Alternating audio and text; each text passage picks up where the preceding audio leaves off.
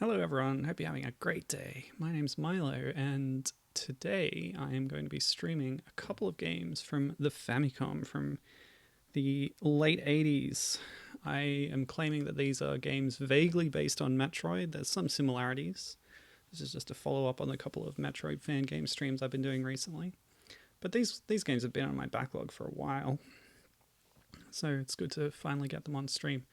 The first game I'm playing today is Space Hunter by Kemco. Later on I'll be playing Dirty Pair Project Eden, which doesn't have much to do with the movie, as you might notice. Okay. Hi Gibbon, how's it going? Vaguely based on Metroid. Yeah, they're often compared to Metroid. I don't know how much I can claim that they actually take inspiration from it. But anyway, this is 1986 Space Hunter from Kemco. I'll jump into the first screen and then we can talk a bit about the plot. So, in 2199, the Earth was split by a nuclear explosion. That might be Earth in the bottom left. A small number of people survived as cyborgs, so I was wondering whether the characters here were robots or what, but apparently they're cyborgs, humans who have been cybernetically modified, I guess. In space year 230, human beings had regained the level of civilization under the Earth commander of the Earth Defense Corps. But 7 cyborgs under this character called De Gaulle rebelled against the system and hid themselves in the divided planets. Space Hunter Altiana, who I'm playing as, you can see a little collection of pixels in space there. I am a cyborg who's able to fly through space under my own power, which is pretty amazing. Reminds me of the Guardian Legend and Miriam. We might see some similarities there. The next part, let me see. Yeah, so Altiana was tasked with eradicating the rebels and flew into outer space. There are various dangers awaiting on the way. Good luck, Altiana. The fate of the Earth depends on you. And the tagline at the top of the blurb on the back of the box is, Altiana, kill the rebels! Which, you know, it's a bit harsh. We could try talking to them first. But I guess they've started shooting missiles at Earth, presumably. Right, so let's go to the first planet, this is sort of the most natural planet to go to first, based on the position. By the way, you can only move left and right one at a time. You can't move diagonally in this screen. But this screen reminded me a lot of Star Fox 2 when I saw it, but it's a bit more simple than that. It's just a glorified level select screen, but the flavor in it is really cool. Yeah, okay, let's go. Oops, yeah, B and A, yeah, that's weird. I feel like the mobility item should be on A and the weapon should be on B, but it's swapped here, that's fine. I'm playing a fan translation of the game, which I should try and tell you about. The gameplay's a little frantic, so it's difficult to get a bit of downtime. If I clear some enemies out, then... Ooh, yeah. So my main weapon at the moment is a time bomb, or really it's more of a proximity bomb. It does like a Bomberman style explosion, but in 2 directions, left and right. Later on we can upgrade it. The enemies drop little pickups, little moons give you points, or power, rather. And the stars refill your health. Yeah, and your little mines only go off once you leave their sort of horizontal plane of power, if that makes sense? Of location, rather. And then anything in that row gets blasted. That's how it works for now. There is so much to say about this game. I'll tell you about the fan translation real quick first. So this was done in 2018 by Zatos Hacks and Fire. They based some of their translation work on what had been done by the SAGCCX team when they translated the Game Center CX episode where Adenor Kacho played this game through, and I just watched that the other day. Sorry, I was distracted because Gibbon said something in chat and her name now doesn't have all its like little icons indicating her like status. in the stream thing. I don't know. It's weird. Yeah, so inside these little houses, we're gonna fight, or little bases or whatever, we have to fight off strange enemies, in this case a giant pair of lips. So we'll be seeing some fun, kind of surreal enemies during this game, which is nice. Oh, they're back now. Okay, whatever, forget about that icon thing. So our first item is the orb, or crystal. That's what it was originally called. This is an alternate weapon, and on the start screen you can first of all see the map on the left. That's the world that we're in. Every screen is one of those squares, and the white door represents that there's a base we can enter on that screen. But apart from that, there's no navigational aid. It doesn't tell you where the walls are, so it can get a bit tricky. By cycling through our weapons, we've now got the crystal selected. It's a straightforward firing shot, which is a lot more useful and accurate. So it's a really effective weapon, but it does use power. As you can see, my power up the top left is going down by 1 each shot. Below a certain threshold, I'll be unable to use this weapon anymore, and this applies to all the alternate weapons you get across the course of the game. There's also oh, the icons have disappeared again. I don't know, this is weird. At least I can see your chat given. At least that's not disappearing, I hope.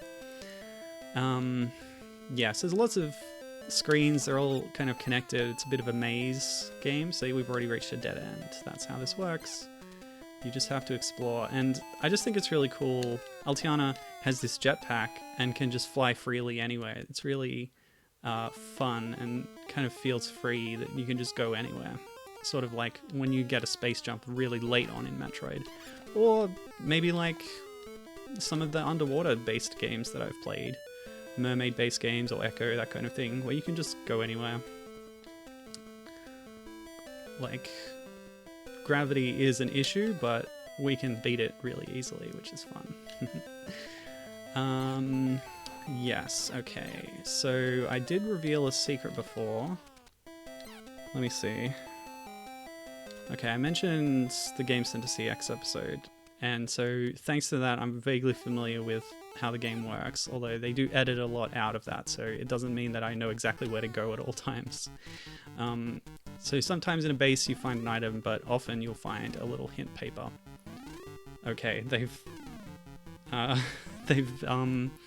being very straight to the point with these. The fan translation team, I guess to save text space, using minimum necessary words. Anyway, Shadow is the boss of this planet, and it's telling us that we need the time bomb to beat Shadow. So that's useful information, good to know. When we finally find Shadow in one of these many rooms, we'll know which weapon to use, and that's why it's useful to go into these bases, because they can tell you things like that. Oh. And you can see how much more effective it is using the crystal than trying to time the time bomb. What? The same hint again? Are you serious? Okay, well I guess duplicates for the boss weakness is useful, so that you are more likely to get that hint. Oops. Oh, okay. So I've dropped below 40 power, and it's reverted me to the time bomb. So what that is telling me is that I need at least 40 to use a crystal. It only expends one at once, but you have to have at least 40 to use it at all.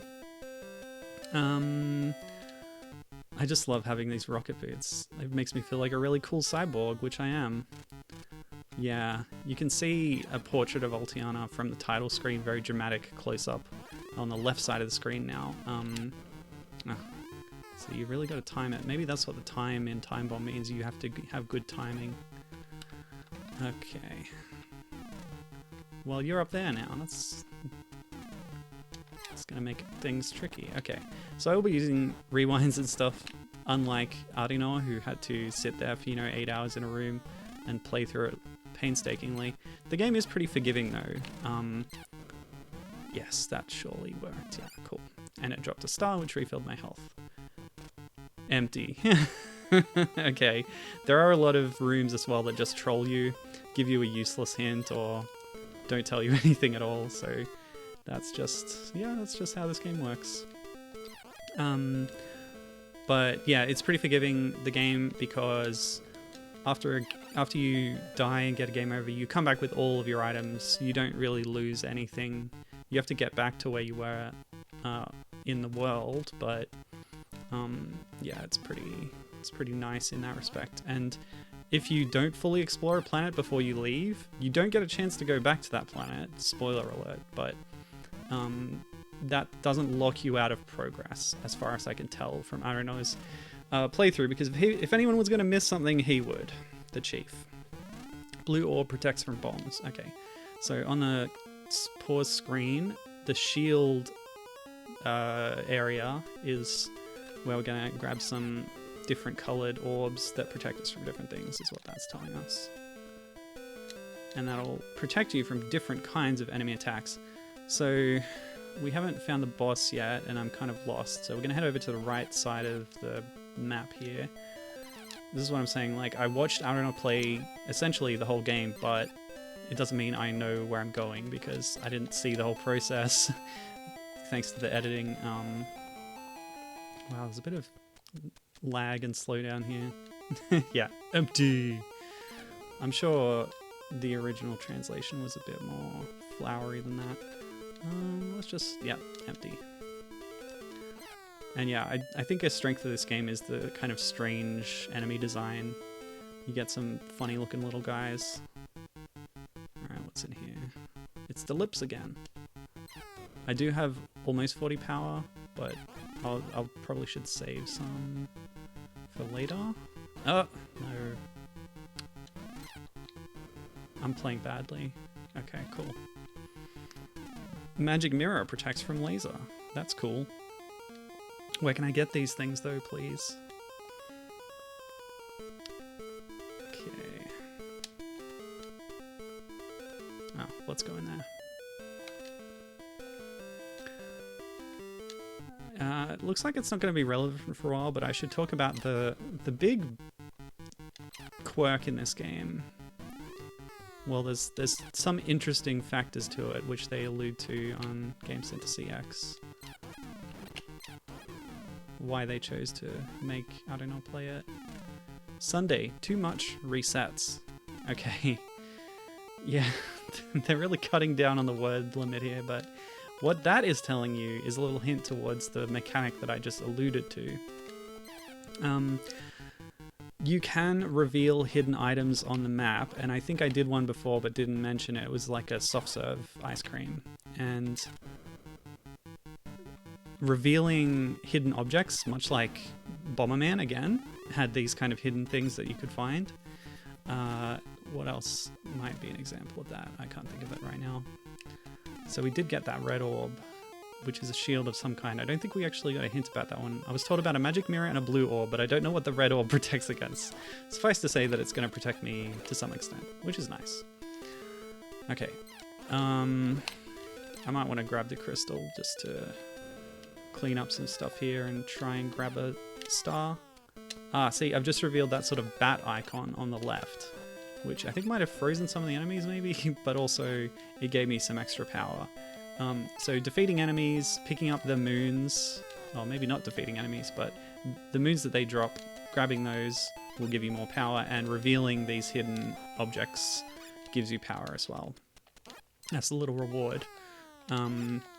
But as the hint said, don't get too much of the Sunday or whatever other secrets you find, because there's a little quirk with the numbers in the game. If you know anything about 8-bit programming, 255 is a magic number, because in binary, like, or rather, you know, the 8-bit numbering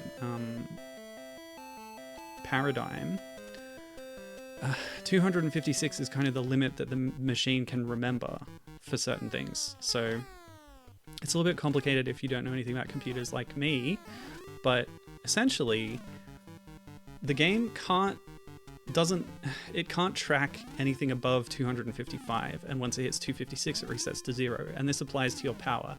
If you get too much power, your power goes back to 0. Okay, Amen. This was in the original. I remember Arino calling this out. Amen is a word, is like a term for the secrets that you find in the game. Too much and resets to 0. So that's a very much more clear and unambiguous statement on that mechanic rather than don't get too many Sundays. So that was a hint, that was more of an explicit statement. So yeah, some people have speculated whether this is a bug or not, but to me it seems to be an intentional mechanic. Okay, so there is actually a lot of replication and duplication of things in the game. That's good to know. And I still don't know where Shadow is, actually. Let's head down the central shaft. Nope, that's not central, but this'll do. Yeah, so it's a pretty interesting mechanic. It's like you have to balance your weapon use against your pickups and the secrets you find. And if you're careless with it, you can go straight from full to nothing.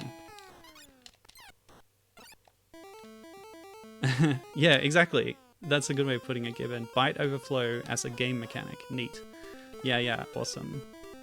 Hang on, sorry, I meant to actually press start. This is the first room I was ever in where I got my crystal. So I've been everywhere now, and the central bit is just a dead end, actually. Also, some of the enemies have their own time bombs, it looks like, but those time bombs actually kill other enemies, which is interesting. Yeah, what it reminded me of when I learnt of this mechanic, Gibbon, is King Kong 2 Ikari no Megaton Punch, which is a game that I know you're familiar with. It's kind of... it's... according to Gibbon, who tried to hack the game and rearrange it, they seem to be reusing code from Zelda. So essentially Konami hacked and disassembled Zelda and converted it into this King Kong game. But that has a thing that actually does seem a lot more like a bug, where if you get all the rock expansions and increase your ability to hold rocks to the maximum level, you get to 99 and then that overflows back to 0, and that really does seem like a mistake. Empty. I think I'm retracing my steps now, which is not bad. Having watched people recently playing games who are better with spatial awareness than me, I'm feeling pretty inadequate. And yeah, given how a lot of these screens look similar, it's kind of messing me up and I don't really know where I'm going. But we will stumble around until we find the boss. The long play of this is about half an hour, but they know where they're going, I expect. Probably show some side content. As long as they do it faster than, I don't know, then I'll be happy. But yeah, that King Kong thing is crazy. It's like, you have to get 9, or you start with like 30 rocks, and if you get to a point where your max is 90, then you're set. Don't get any more rock expansions after that, because you run the risk of overflowing your rock amounts.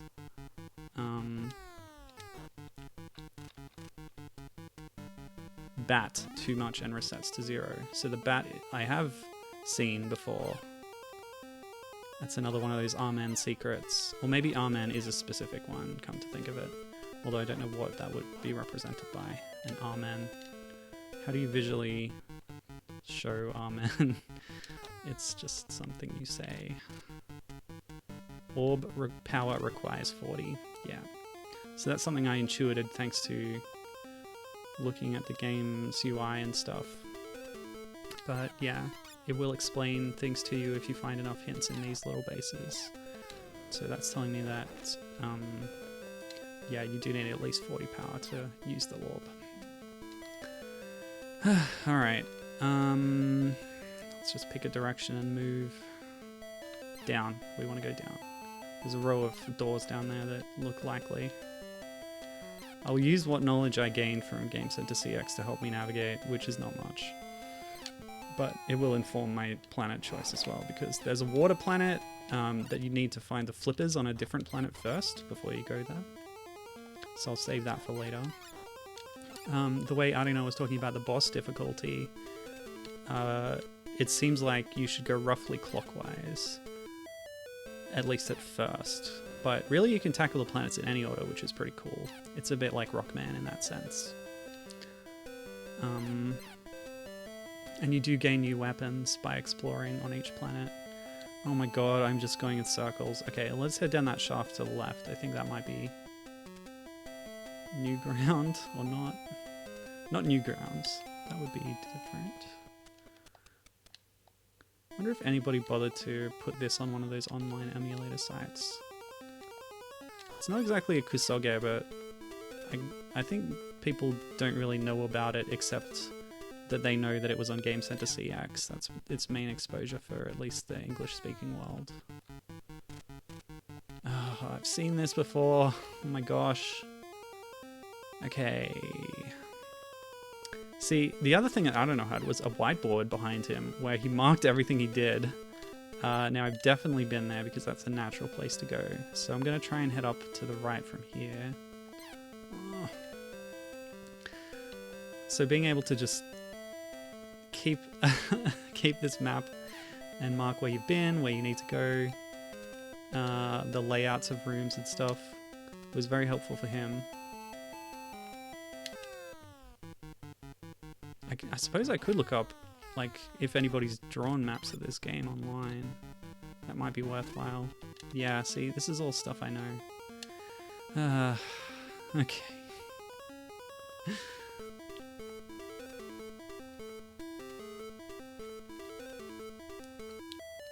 So, that's all dead ends. Whoa, what just happened there? Did I arrive inside a wall or something? I just don't know how to get over there.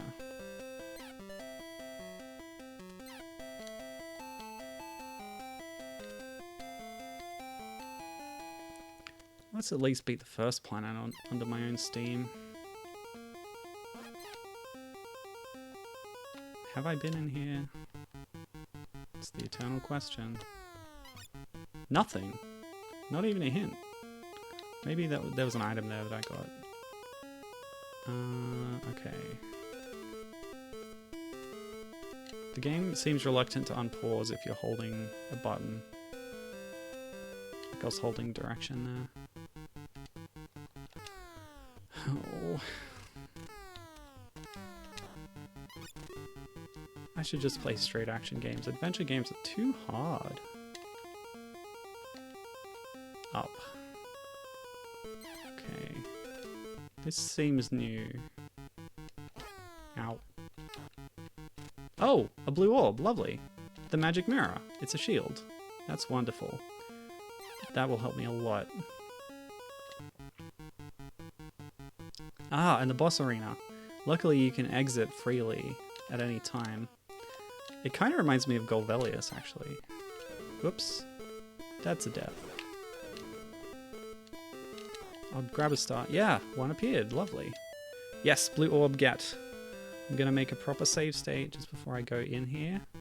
And we'll take on Shadow with the time bombs. With 2 shields. I feel pretty confident now, actually. That's nice. That one was too early. Wait, what? He did some kind of invisible attack. Yeah, there's cool boss designs in this game. I think he can attack me while he's invisible. Oh, that was enough damage to kill him, apparently. I was going to say, there's some nice artwork on the back of the game box of the boss characters, and you can see that on Moby Games. They've got a cover art scan as well as a back of the box scan, which is where I got that blurb earlier. Ooh, what?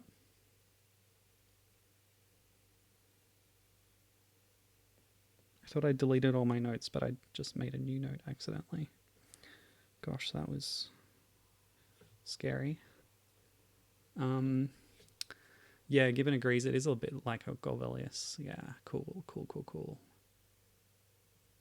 And, of course, there's an escape sequence. Yes, so here's another bit where that Metroid possible influence comes in, because every one of the planets, after you beat the boss, then your navigational skills again come into play, as you have to remember the route you took to get here, which is bad news for me right now. But, yeah, you have to use your little jetpack boots or whatever to get out before the planet explodes. Oh yeah, I've only got 1 health left. So at this point we'll equip the crystal to help us shoot down some enemies on the way out. But yeah, that's the loop of the game, is exploring these huge labyrinths, well, they seem huge to me, in the middle of them, and then beating the boss, or like getting the weapons and getting the knowledge, how to use them and how to fight the boss, finding the boss, beating the boss, and then getting the heck out before the whole planet blows up. Which we will see on that lovely Star Fox 2 space screen. So as soon as you see the stars, you know you're safe. You can just jet up, and you ascend, you reach escape velocity even with that slow ascent, and yeah, the planet blows itself to pieces and you're scot-free.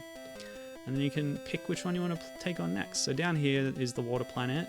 Why don't I show you how that works, because I think it's a cute animation. Well, not really even animation, but just the way you move on top of the water. Bloop, bloop, bloop, bloop, bloop, bloop, bloop, bloop, bloop. I can't go down until I get the flippers, so we'll just leave. Like I said, I think this one has a relatively easy boss according to Arino, but yeah. So, Flexid is the name of this. They're all written in very strange, you know, katakana words, but they've done a decent job here translating them, thanks partly to the work done again on the Game Center CX translations. The README for the ROM hack does acknowledge that as a source for some of the translations they used. It's just empty. Huh. I've definitely never been here before. By the way, look at this little sprite. It's very cute. Arms flapping around. That's a cool running pose. Yeah, it's a little odd, but it's very nice. Can I leave, please? Okay, cool. So each planet has a different kind of look to it, but we do see some repeated enemies. Let's just go down here first. I don't know, it was very thorough, which might be the reason why it took him so long, but he revealed a lot of secrets. Sometimes there's even secret doors, so you might have to be extremely thorough shooting a lot of different empty spaces, which is game design that I despise, but we'll see. Laser Saber, power requires 80. Laser Saber. Yeah, the lightsaber. It doesn't work quite like Star Wars though, because it's just another projectile, but it's still cool. Ugh, nuts. And I've run out of power. I have no danger of going over 255 the way I'm playing right now. That's okay. It does make this room a little bit harder. Oh, did I? Yeah, just got it. Ow. No! And grab the pickup if you can before you Aquanit, use fins.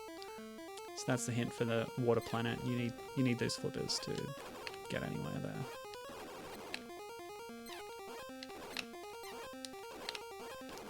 Okay, let's try that again. Excuse me? Why didn't that blow up? 3 in 1, 2 in 1. That gets us a star though, which is all good. Cool. The problem with the time bomb is it just takes so long. The animation. Gibbon said earlier that she liked the bomb effects graphics, which is, yeah, well said. They look really nice, but it just takes a long time. Actually, come to think of it, yeah, the fact that there's different phases, like a side-scrolling phase and then a top-down phase, that's very Goldbellious. Anyway. Oh man, too much Recessor Zero. I already knew that! Yeah, I know why they cut out a lot of this stuff from Game Center CX. They didn't really emphasize the fact that there's a lot of repeated stuff. Don't need stars. Oh well. I'll also draw your attention briefly. Oh, I've just revealed another secret. It was a face, and it gave me a bunch of power too, so that's how that works. Yeah, drawing attention to the B and A prompts, next to those, there's a little arrow thing. I think that indicates to you, as the player, what the control scheme is for the screen you're on. Because when you're in the little top-down base section, it switches to a 4-directional arrow. So that's kind of cool, just to help the player a little bit get up to speed with what they're able to do right now. Yeah, it's just kind of friendly and nice. So once we're in here, it's a 4-way D-pad. Boom. Get owned.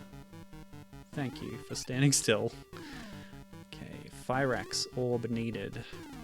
Fyrex is the boss of this planet, I believe. Orb needed. So I've gotten an orb, but the orb was the translator's new name for the crystal shield. So orb must be a different weapon that I do not currently remember. Oh no, yeah, the crystal weapon I have is also... Oh, they called it an orb. Okay, I think... Yeah, I think this is what I need to beat the boss. Okay, sorry, I got confused between the original and the... Yeah, okay, there you go. Wagamama.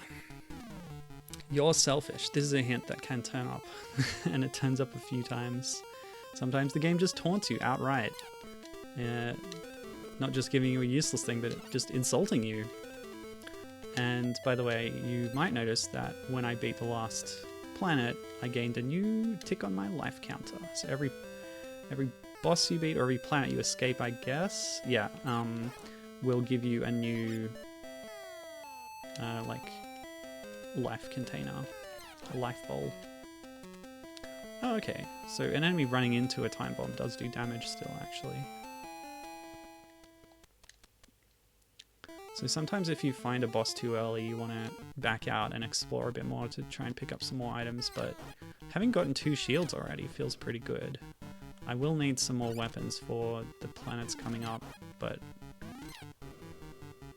yeah, I said before that it was forgiving with missing an item, but you know, given how thorough Aaron was actually being, I don't really know about that now. I'm rethinking that. Okay, this is a bit of a barren zone. Even the one base I did find told me something I already knew. I feel like I'm being a bit more thorough on this. I was quite haphazard on first planet, but yeah, it can be hard to know where to go, because even that map tells you where there's a cluster of doors, but it doesn't tell you what screens you'll have to traverse to get there, because it could be walls all over the place. Another thing that they explicitly cut out from the Game Center CX episode, and they told you they were doing it, was the grinding, because sometimes Adonai would need to use a powerful weapon or a specific weapon, and he would run out of energy, or run out of power rather. And it would say like, he then took 15 minutes to go and grind, and then before he was able to resume, and the cameraman was not happy. Or who was it? It was Suda, like the tech guy who was recording it all. Hey, the flippers, lovely. So now we'll be able to do Aquanet later. That's great. That's why you want to do this planet second. Although I think they are available on other planets from what I remember. Okay. Ah! No! That was very rude of you, Mr. Orb. Let's try this. Yeah. But these ones still take 2 hits. Did that hit? Oh, it did. Or is it 3 hits? Oh gosh. Eee. Ah! No! This enemy has the crystal, apparently. The white crystal. Ugh. Well, let's fight fire with fire. Bang. Oh, I knew that already. I think we just double killed each other, because I'm currently at 0 life, but I'm still alive. Am I in, like, zombie state right now? That's pretty cool. I'm a robot zombie. Oh, I see that pickup. You see that one white pixel? I think it dropped a moon in halfway through that brick, but I can't grab it. Felt like there should be a secret in that little alcove, but no. Alright, we're gonna head upwards. See what we can find. Lovely. No longer a zombie. I think this game was tagged on Moby Games as robot, or else, maybe somewhere else, but I thought Altiana was a robot, but having translated the back of the box thanks to, you know, very sketchy Google Translate camera, which I do find useful, but maybe not always the best translations. Oh, I knew this already. Yeah, it seems to be suggesting that the surviving humans after the destruction of Earth converted themselves into cyborgs, which suggests that she is part mechanical and part human. You may recall me covering a series of games on the stream where I would play as female robots. I cannot, in good conscience, include this in that list. Because cyborgs are not exactly robots, are they now? Okay. Come on. Now, they can fire their crystal only side to side, but I can fire it up and down. Pill, too much power resets. It's the same clue again. These clues, I thought they might be useful, but they seem to be getting less useful. Okay, come on. Oh, no! Really? I missed so many times. Okay, whoop. No! Oh my gosh. I'm glad... Oh, okay, I want to actually see what that looks like, so... Yeah, there you go. This was called the hair arm in the original Japanese, but it's, yeah, they've translated it as headset. She already sort of has one on her sprite, but it's a new weapon. I can't use it. I don't have enough power, I think. Yeah.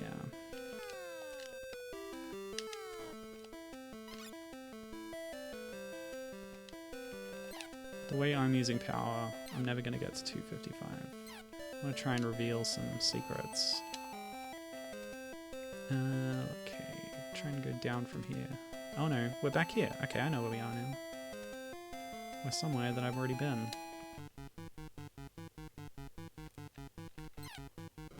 Nah. Come down here, you coward. You're selfish. Well, same to you, buddy. I guess these are all rebel-controlled planets, but the backstory doesn't really mesh with the enemy designs. They're all kind of surreal or bizarre kind of things. None of them really look like evil cyborgs, except maybe the first boss. So maybe these are just native inhabitants of the planets, for all I know. Come on. No. Ugh, whatever. Like, is a pair of lips a cyborg? It's a little strange, you know? I'm okay with it. It's just... It feels very video gamey. To be like, oh, the enemies are just weird things. But then they try to have a serious story on the back of the box. Ugh, I hate trying to aim the bombs. I'm using the crystal, dang it. And nothing.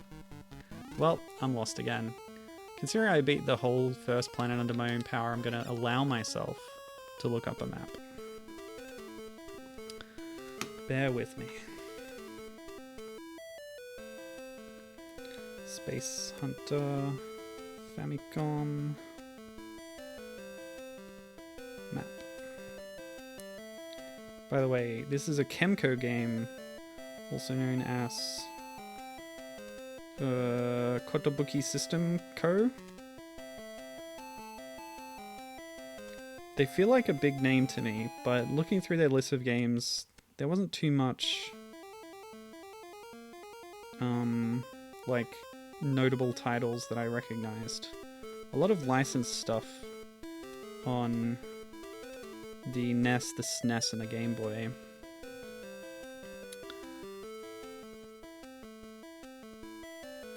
Okay, there's a lot of things under the name Space Hunter.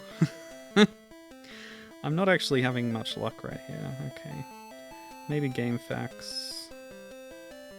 Go there directly. Oh, maps and charts. Thank you. Thank you, ReyVGM, for these wonderful maps. Oh, so good. Alright. It even tells you the escape route and whether there's useful items. Oh my gosh, this is so helpful. Okay, with this, I will have a hope of clearing the game today. Alright, let's go. It doesn't tell you where the secret almonds and hidden items are, but it does tell me where to go to get the important stuff. So there's no shields on this level. I've gotten the one weapon that's here already.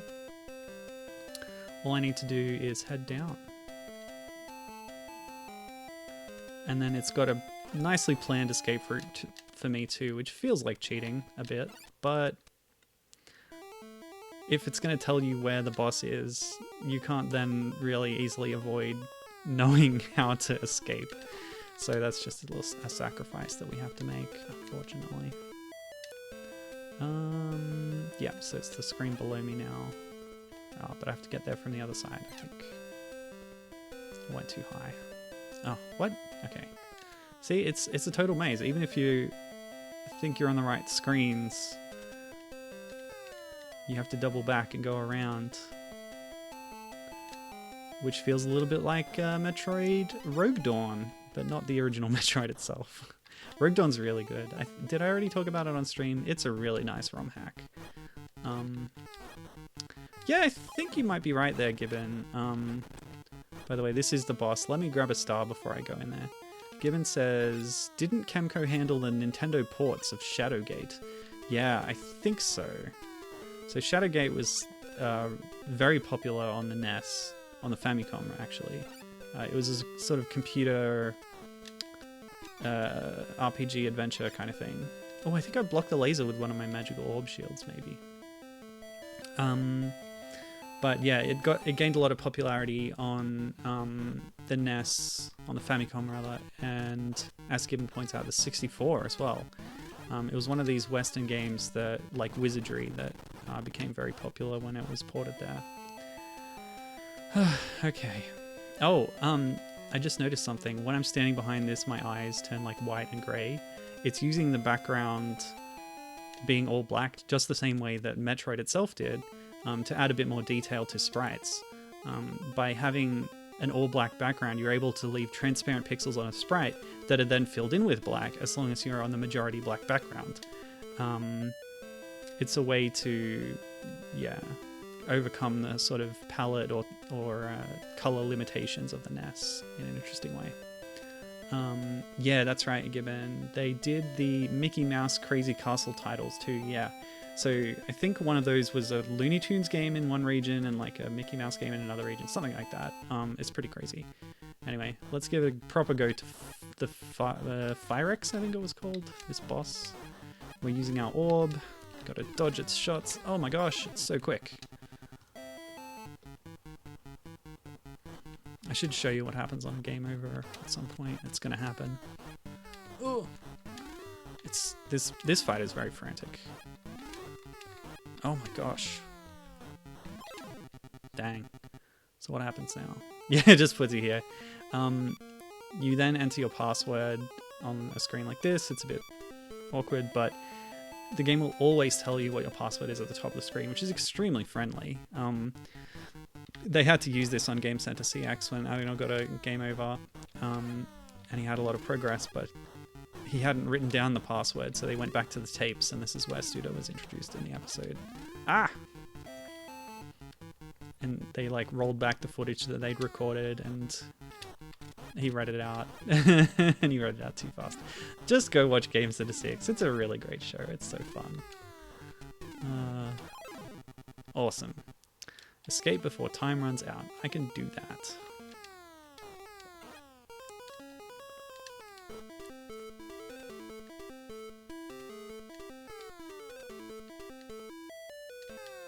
Yeah, I thought I knew who Kemco was intuitively, but I realized I was thinking of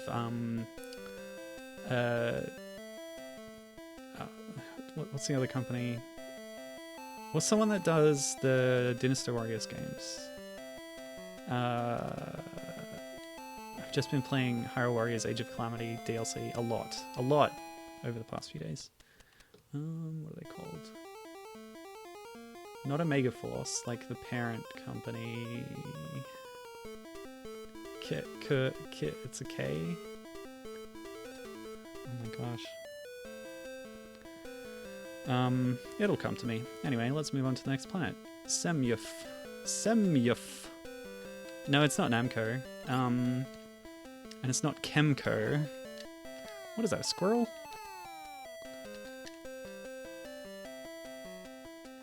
Okay. Oh, what the heck? Oh, what? What do you think that is? My first instinct was it was a glass bottle or jar or something with legs, and then it sort of flipped open. Okay, so they have the upgraded... That enemy has the upgraded bomb that shoots in 4 directions, and it revealed a secret item which gave me power, which is nice. That's right, Koei Tecmo. See why that would confuse me with Kemco? It's kind of similar. Anyway, yeah, Koei Tecmo. Koei, yeah, of course. Thank you. Empty! So I'll stumble around here for a bit before I look up the map. What's the time? Alright, I'm gonna just look up the map. I don't want to spend too long. Just being incompetent. Alright, so there's a lot of junk rooms on this map apparently. But there's also the lightsaber. Oh, there's a lot of hidden rooms on this map. Nope, this is a different map. I'm looking at the wrong one. I'm not supposed to come here for a little bit longer, I think. Oh, this is a tricky one. Okay, follow the path shown to reach the boss. Bomb to open the secret door. Okay. So on this map, you get the final arm. I might actually come back to this planet later, since it seems to be intended to be done later. You get the final weapon here that you need to do any damage to the final boss. It's a really special weapon because it takes 250 power. You can use it once, and then it drains your power immediately to 0. So, yeah, pretty radical. Oh, a donut, a space donut. Galactic donut? Oh, that's the edge. So where are we? Asbesar. Asbesar. None of these are called Asbesar. I think this might be Ubestor. You see, ReyVGM on Gamefaqs has translated it a bit differently to how the team here, Zatos Hacks and Fire, chose to translate it. Right. I'm using a guide, I don't care. Nobody's gonna stop me, because I am amazing at cheating.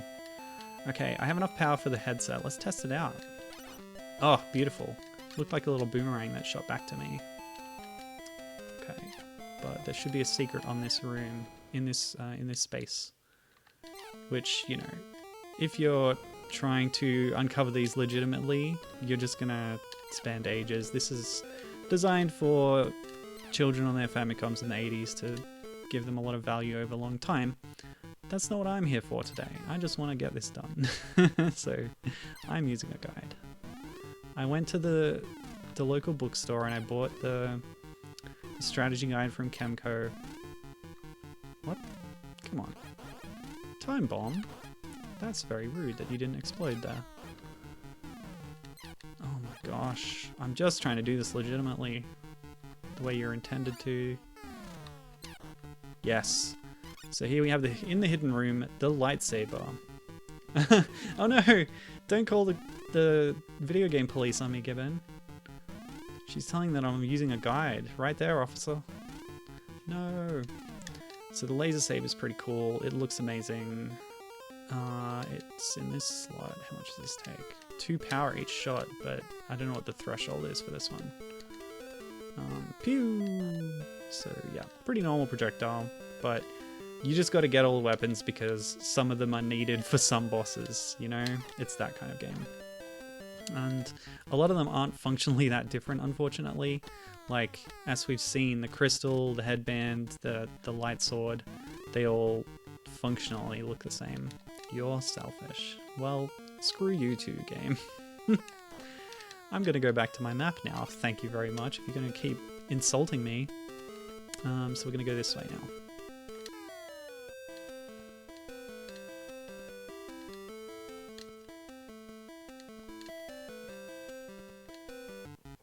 Cool, cool, cool. Aha. So when Adignor saw this, he was like, oh, this will increase my life amount. And he picked it up. Item, heart beam. Nope, it's a weapon. And then he lamented how his intuition was so poor. Seriously, go watch the episode. It's great. Anyway, heart beam is just another one of the weapons that you get. I'm not able to test it right now because I don't have enough power. But yeah, it's just a weapon. Actually, I don't have the information. Here you go. Headset requires 100 power. I don't have the information on which weapon to use on this map right now.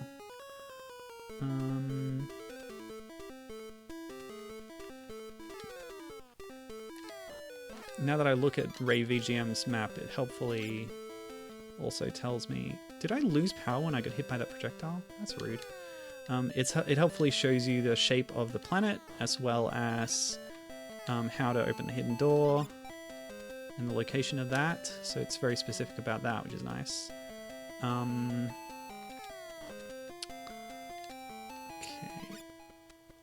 What it doesn't tell me is the weakness of the boss, so that's something that I will need to do a little bit of exploring to figure out, actually.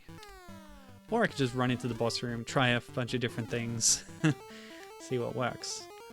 I will need to gather more power though at some point, just in case, you know, because of those power thresholds. And yeah, I don't know what screen the secrets are on, so it's back to randomly bombing things. On my way to the boss arena, which is over here, should be. If there's one thing that I would love in this game, it would be for the UI to show me that mini-map, so I don't have to keep pausing and opening that menu.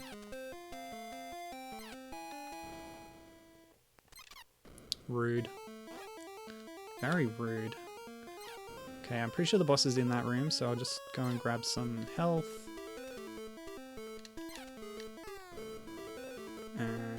Where's the enemies gone? This one's pretty weak. Oh. Yes, just overlapped its sprite. Just enough.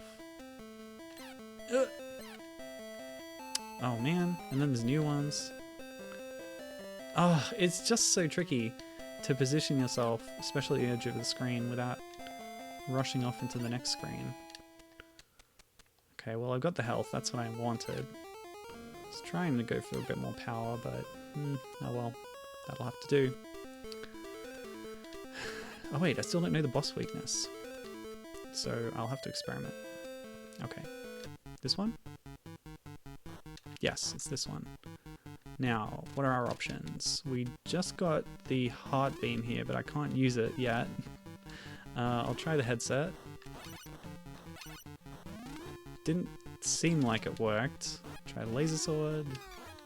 Nope, that definitely made a sound indicating that it wasn't doing damage. Alright. I will explore a bit more then. I didn't actually save state before going in there, I think. Alright, some rooms then. There's some on the left, some above me.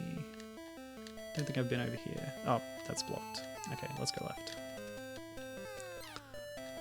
And I'll keep looking for secrets, because that's what you have to do, apparently. Hey, I found one! Didn't give me much. From, yeah, 109 to 114. Oh, actually, that reminds me. This is what Adignor was doing. These secrets, they're repeatable. That's where the grinding comes in, possibly. Every time you reveal them, you get that power bonus, even if it's only 5. So I can actually... What? Oh, they don't disappear until you do another attack, apparently. So I can fast forward and do this a bit. to get a bit more of a power boost. It's a little bit cheating, but that's fine. I don't mind. Don't call the video game cops on me. Okay, to the left.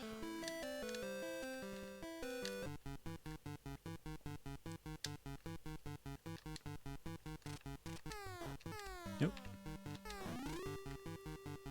Please. No, that's not a boss weakness. Just want to go down from here. Yeah, well if I keep getting moons, then I'm not... There's no problem, is there? And I'll recover from the usage of the crystal as well. Okay. This is one I definitely want to use the crystal on. These guys are too fast, too annoying. Oh, no, are you serious? And this is the... not quite the bottom corner. There's another one below us. Might be a bit roundabout to get there though. I bet it's just the hard beam, because you get the hard beam. Yeah, empty again. Don't taunt me like that. You get the hard beam on this planet, so I would wager that the hard beam is the key to fighting the boss. I haven't been explicitly told that yet, but I can always just grind for a bunch of power. Oh, I think I block these shots now. Go on, shoot me. No, don't just hit me. Fine. Yeah, see? Okay. I will grab that star, thank you. Tell me something good. Heart beam power requires 120. That is good to know. I could have guessed that, judging by its position on the screen, on the menu screen. But good to know. I haven't tested it yet. 170. Boom. Well, it's not that impressive. But it uses 3 power each time. And I think I lost some power from getting hit as well. Which is, I think, unique to these enemies. Oh, seriously? I can't grab that? Right. I'll head to the boss now. Assume that Heart Beam is what I need to use. I have... At the 120 cutoff, that means I have 46 or 50 power now. 50 divided by 3 is 16, I think? So I'll have 16 shots. Although it's getting lower each time I use the crystal. Nice. Okay, 55 divided by 3. Oh no. 58 divided by 3. 40, so 18, 6, never mind. Oh yeah, I saw that on Discord just before starting the stream that the Animal Crossing update was out, and Gibbon is now downloading it. Yes, I'm pretty excited for that. And so is Kathy. We're gonna have some fun there. Very substantial update that makes me happy. Wish they could have maybe doled it out a bit more earlier on, but that was a choice that they made by saving it all up and dumping it at once. But as a result of that choice, I just didn't play the game for like a few years or something. But that's fine. I don't mind that. In fact, maybe I even prefer them to save it up, put it out at once, and then I can dedicate a shorter, more intense time to playing through the new content. See, I don't treat Animal Crossing the way some people do it. It's a little bit every day. I play it a lot to do the stuff that I want to do. Ah, the Heart Beam. It's no worky. That's not good. Let's try the headband. It was definitely making sounds like it didn't work. I'll keep going, actually. Nope. I didn't save either. Hold on. Sorry.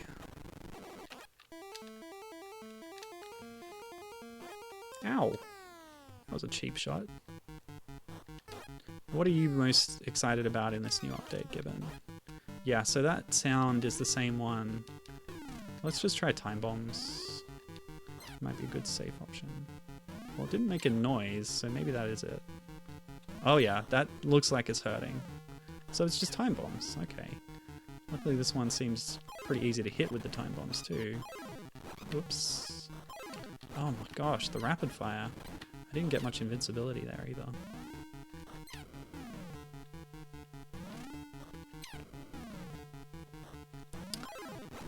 I think in the update I'm most excited for Red being a permanent resident of Harv's Island now, because I don't play every day in a 2-week period waiting for Red to show up and possibly have a real artwork when it's usually a fake one. So I might have a chance of actually completing that section of the museum now. And completing the museum is my favorite thing to do in Animal Crossing. Especially in New Horizons, which made the museum a really nice place to hang out.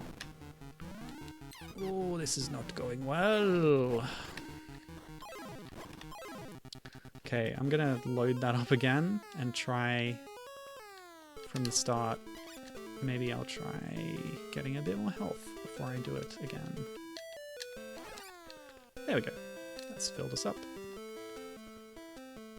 Oh, go away, you. I don't even know what you are. I cannot tell. Okay, save state. Oops.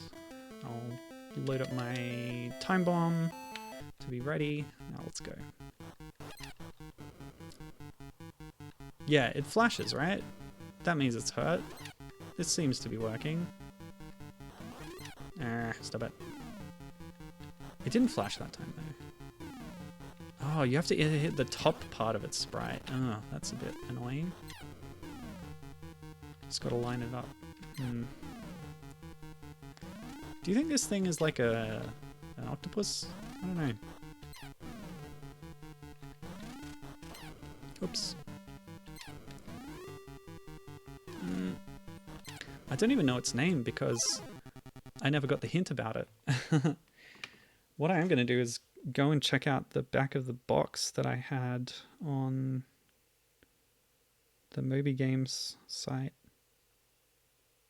What?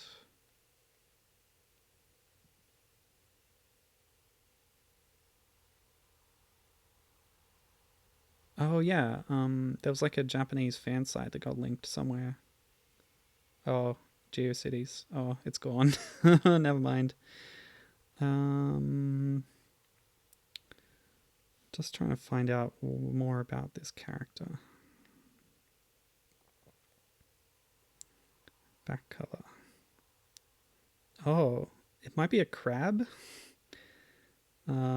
Asbestos? Yeah, they've all translated it strangely. Stormiru. I'm going to call it Stormy, and I think it's a crab.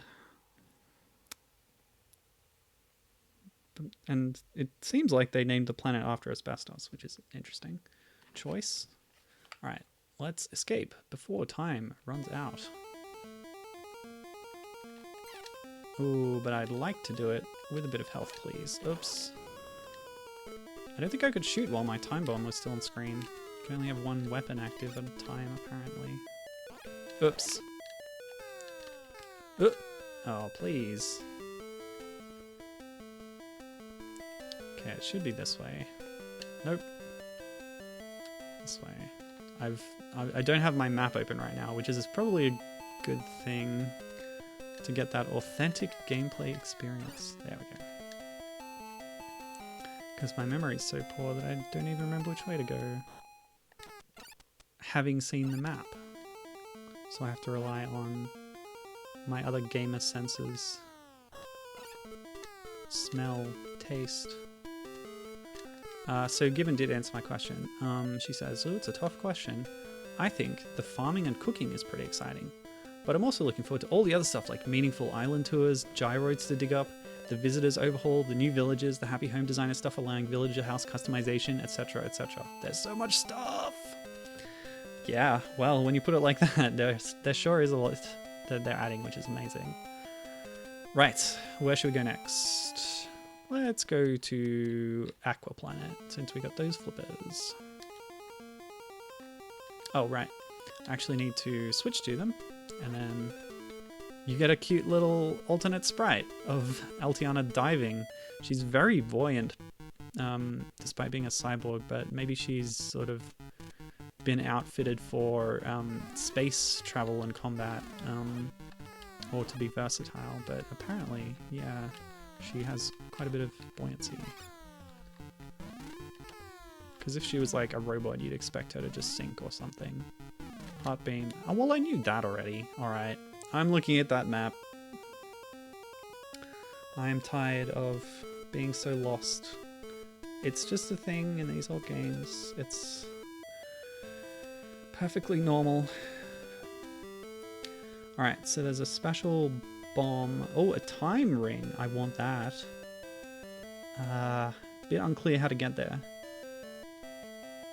But I'll try. It's in the bottom left corner. So I'll just try going down from here. Now this is actually, interestingly, reversed the normal mechanics where gravity pulls you down and you jet upwards. Here you naturally float upwards and you have to hold down to make any progress. So yeah, I kind of talked about that already, but anyway. Kappa. I think these are Kappa characters. These little enemies. They're very cute. They look like turtles. Quit it, quit it, quit it. Okay, what have you got for me?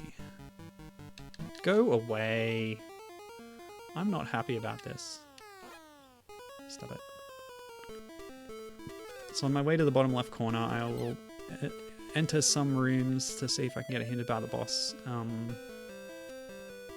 Yeah, it's really cool how they just change up the kind of control scheme and movement mechanic for this level. I like that. Oh boy. Oops, I've just swapped to the jet. That won't help me. The bases all have kind of a unique look as well on each planet. It's nice. Ow! Stop it! Ugh. Please. Ugh, I knew that already. It's told me that like 3 or 4 times now. Yowza. Alright, maybe I can head down from here.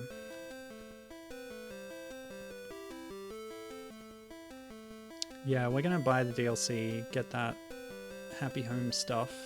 I probably won't do much with it, but Kathy will, I'm sure.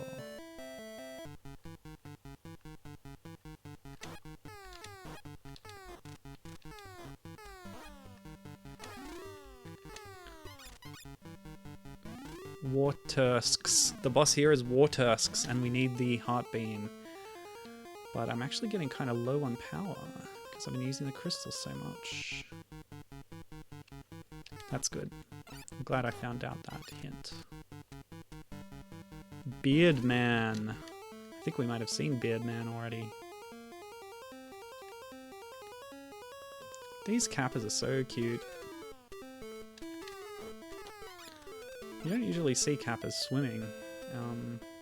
They are aquatic creatures to be sure, but normally you think of them as having just met a human on land or at the edge of the water. Yeah, Given agrees that it's a charming swimming sprite. Yeah, it's lovely. Okay, so this is the screen where there's a secret. I'll grab my time bombs. I believe that's how you uncover secrets. Yeah, the map even says so. Bomb to uncover secrets. But you just gotta line it up exactly right, or you don't get it. Oh, 3 of them.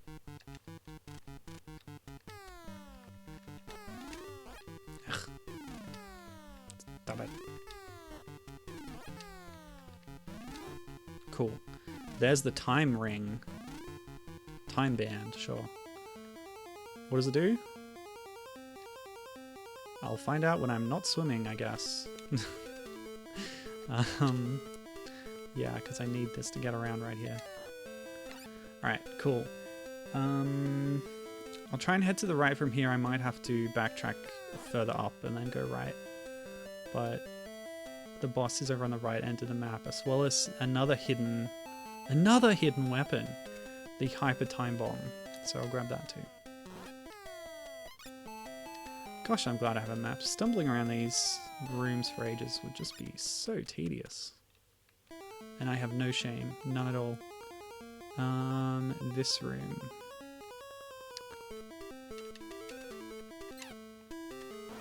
Oh! Rude. Destroyed my bomb. Oh, wait. This one. It's over here. The lips. Oh, come on. Yeah, just got it. Oh, you had to go down. Oh, no. See, it's an interesting mechanic with the proximity mine thing. It just makes combat really tricky if you're relying only on it. Item, Super T-Bomb. So this works like that one enemy I saw once. You drop it and it does a big cross maneuver. And it costs 4. Oh my gosh. Well, I won't rely on that. But I am right next to the boss arena, having come this far. So if I go to this screen over here. Yeah, there it is. Oh, yeah, a bit of a roundabout way to get there, but... and we're using the heart bomb in there, which gives us 38 energy divided by 3 is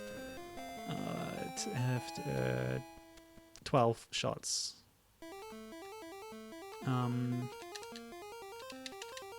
Okay, so make a quick save state. Cheeky. This is War Tursks, the enemy boss. It's another DVD screensaver. Oh no, it does go down as well as diagonal. There we go. Self-destruct. No worries. Easy peasy. See, once you have the knowledge, which I gained legitimately, by the way, then yeah, you can beat these bosses. Okay, where are we gonna go? Oh gosh. No, please. Great. That's a relief. So this level is a huge maze right here. The map that I have gives a pretty complex escape route, and I am going to follow it just because otherwise things could go sour. And if you run out of time on your way out, you blow up and it's game over. So nobody wants that. Yeah, you can see how much of a maze this place is. I hope we've seen all the enemies here. There we go. And now I can escape. Beautiful. 2 more planets. Let's go here next. Back to Semyuf, and I'm prepared now. Okay, let's try that time band, shall we? Whoa, whoa, whoa, wait a second. It uses like 15 power and freezes all the enemies on screen. Well, good to know, but I will not be using that too much, I think. Power is just too important. Gotta save it to take on the boss properly. Oh! The enemy revealed a secret door by using its own bomb. Dang.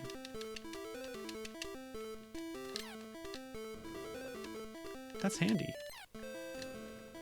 And it was just in the middle of nowhere. I haven't got my map up yet, so I don't know what's in here, if anything. This is pure discovery, as intended.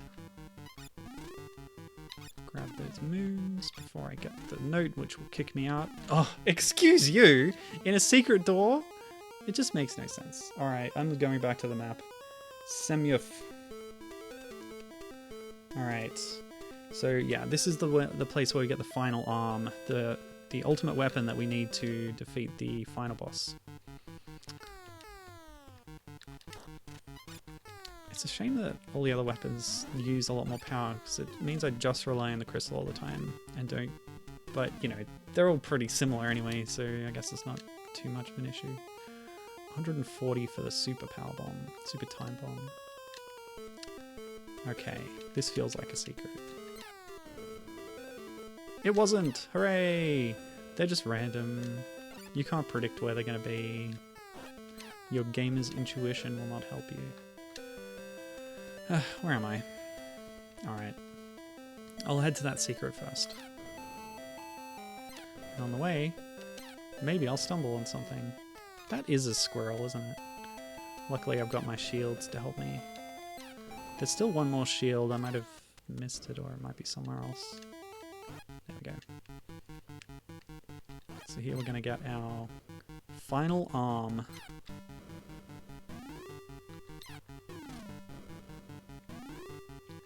Excuse me? That works. Final arm! Requires 250 power. Oh, and by the way, you can hold up instead of pressing B to use your jetpack. So we're gonna head left now and get to the boss. No, I want to learn its weakness first. And maybe grind a little power if I'm lucky.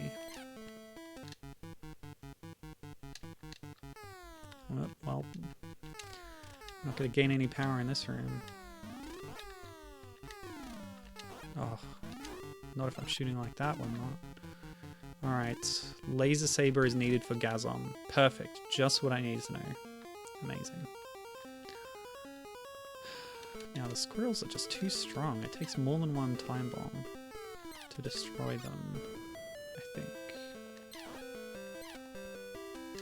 Ugh.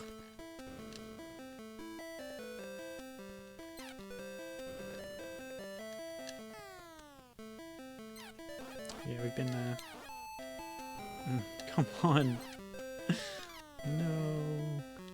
At least they can't hurt me with their projectiles. They will need to do contact damage. Ah! The secret ice cream cone.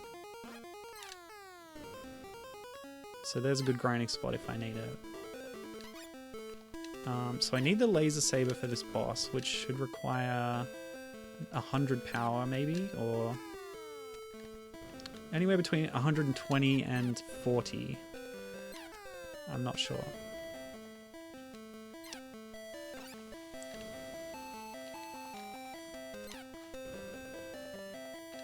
Come on.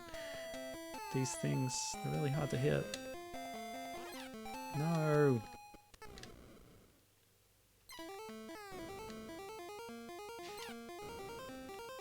Gotcha. You little varmint. Oh, that's giving me more. That's giving me 20 at a time. That's excellent grinding. So I will show you what happens. 242. One more hit. Back to 6. That is the overflow. And that's why you need to be really careful. Sorry, I need to rewind a little bit more than that. I hit the overflow of the 8-bit integer storage number thing. Yep. You know what I'm talking about? 256. 256.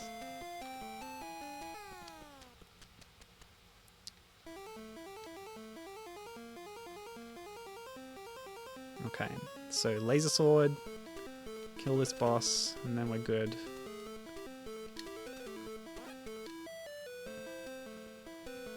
Okay. Those squirrels, I'll never forget those squirrels. You know what? I probably will. Okay, whoa boy. Right into it. What is this thing?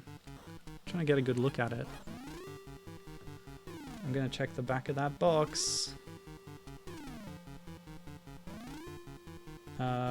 Wataksu was the last one. Sort of a humanoid thing. This just looks like another crab. Isodem? Oh no, it wasn't Isodem. Gasuszomu? Yeah, that. It looks like...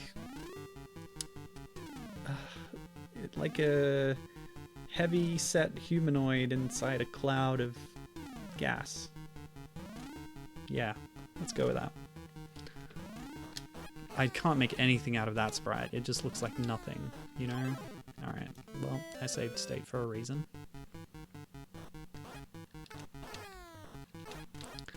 Yeah, that 20 power ice cream, that was pretty cool. I hope I can find something like that before I need to use the final arm. No, no. Dude, this thing is tough. Even with all my extra life powers. No, stop it. It's the same attack pattern that a lot of the other bosses have had. They seem to either have this diagonal one that just shoots wherever you are, or a more back to forth one. Back and forth. Ugh, stop it.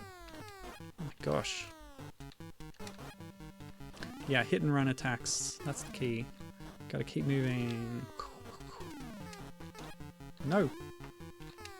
Oh, I tried to. I was facing the wrong way. Yes! Woo! Okay. Save state. Switch to crystal. Try and get some health back on the way. Yes! My star buddy! What a friend! Oops, my map's not up. So I went completely the wrong way. Ran directly into a dead end. And that's another problem. This way, I believe. And then it's a pretty straight shot out, except for that kink at the middle. Okay.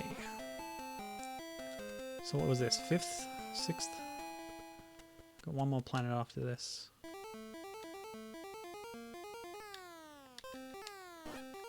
Which means pretty well on track for time. I did... Oh, my time's running out, actually. Ooh, look at that. 10 seconds left. Let's go.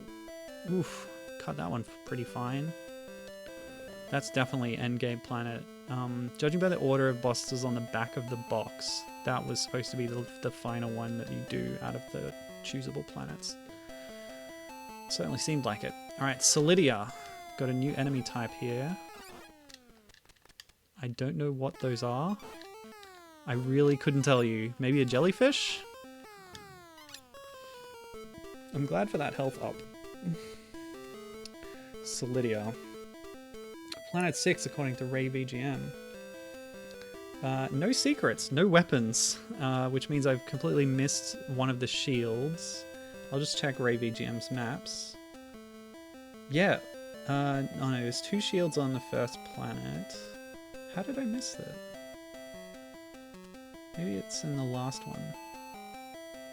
Oh my gosh, what is this? Somebody else made a map and it's a lot more detailed. It's made of screenshots. It has a lot more labels. Anyway. See? So, I don't know where that other one is.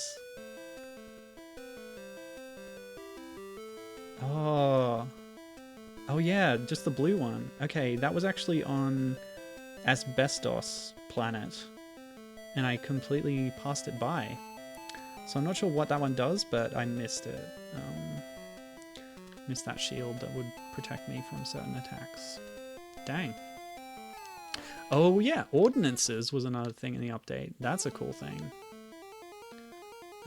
They didn't show in the trailer all the ordinances that were available. Do you have that up, Gibbon? Can you tell me what the ordinances are? I'm very curious.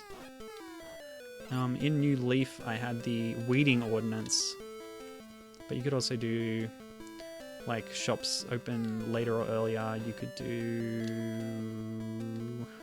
I don't remember one of the other ones. The weeding one was my priority because, yeah. Oh. It's not ready yet for Gibbon to be looking at. Well, we'll just have to both keep waiting then. Because the trailer only showed like a dialogue box that said, here's some ordinances, and there were like 3, and it was obviously a scrollable list, but they didn't explain what the rest of them were. Yeah, thanks for that. I'm keen to learn about the ordinances, but you know, I'll get to it soon enough on my own anyway, so not a big deal if you don't.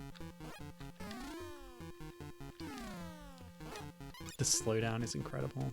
It just can't handle too many sprites on screen at a time, including my own attack. What are you gonna tell me? De Gaulle is strong. Great to know. That might be a little bit of a hint. I do have all the weapons now, but yeah, De Gaulle is the final boss, and I believe, will require the final arms, the final arm, the secret weapon that we found earlier. For all I know, the final arm can be used on any boss, but I don't know for sure. Okay, I think I've gone way too far down. You can just see how much faster Altiana is on a screen that doesn't have any enemies on it. That's the... yeah. Sorry, I just got a message. That's the power of the Famicom. It can only handle so much at a time, you know. Nice little machine. A lot of people did some really cool things with the NES. But, yeah, some people tried to ask too much of it. It was easy to do. It was not extremely powerful, but maybe that was part of its strength. Time band power requires 100. Okay. It's a lot more noticeable with the Game Boy that Nintendo was trying to make the cost of it lower to make it more accessible, which paid off. At the cost of, or at the compromise was that it was underpowered, but people still did cool stuff with it. Final arm power requires 250, and it uses up 250 as well, by the way. I know that from Game Center CX. Okay. I'm still trying to get... Yeah, I'll go left and then up, possibly. It is a maze, we don't really know. Whoa, 4 lips! They're kind of like the Rolling Stones lips, but they do have vampire fangs now that I notice. Nice yogurt. Where's Midna? She was asleep under the spare bed. She's very sleepy today.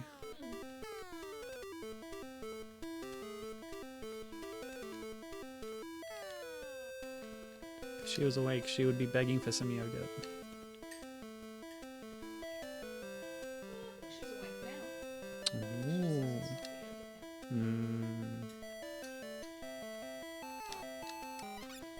Okay, I'm just trying to find a hint for the boss of this planet before I challenge them.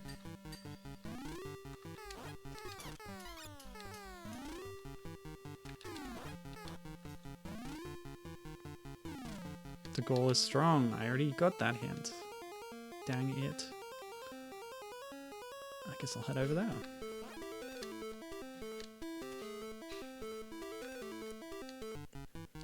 I'm gonna need to find a good grindable secret before I fight the goal though. My power the way it is. I haven't overflown once, or well I did, but only as a demonstration.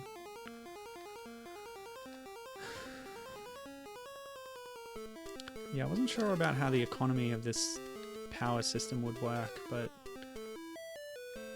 I thought it'd be really easy to overflow, but if you're using your weapons, which is, it feels a lot nicer than having to wait for the time bomb every time, then yeah, you're unlikely to reach the overflow window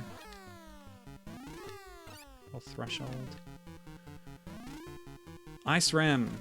Here's the boss of this planet. Super T-bomb needed, and I do have it, but I've actually used up a lot of power by now, so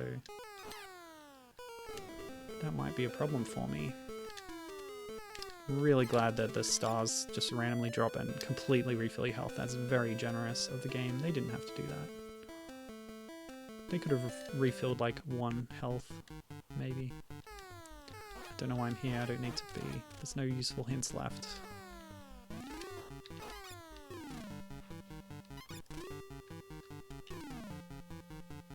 Yeah, see, I already knew that. Alright. Time bomb required... Oh, what was it? Was it 140, I think? Which I've already gone below. And I'm not getting any pickups. I think the boss is in there. Well, that's good. At least I have the health. Alright. Here's what I'm going to do. There's another guide here that's in written form. Maybe it'll tell me where I can find a secret on this planet. already. Oh no. Oh no. Wait, where am I? Yeah, Solidium. The guide says, I was unable to find any items on this planet. I think they mean items in the bases, but I knew about that. Yeah, it doesn't tell me where any secrets are. So I'm gonna have to get lucky with the moon drops, I guess. Which means I might have to start relying on the time bomb a little bit, which is pretty tedious. It'd be better if I could find a secret, but it's kind of a crapshoot. Come on, no, please. Alright, where's a screen with some enemies? Ooh! I was gonna fast forward to find some secrets, but I just found a secret door.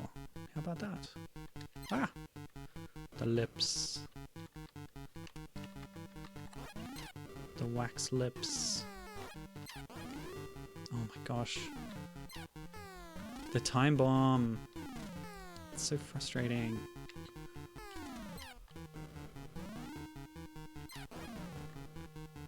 Ooh, Gibbon has found out some key ordnance info for us. Thank you. I will look at that when I'm not being assaulted by lips. Come on! That's gotta hit. Yes. Well, health. Well, I knew that.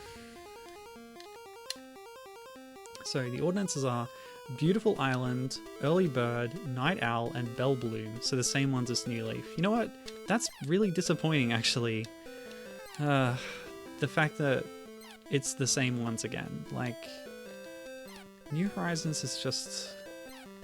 its limits really become obvious to you the more you look into it.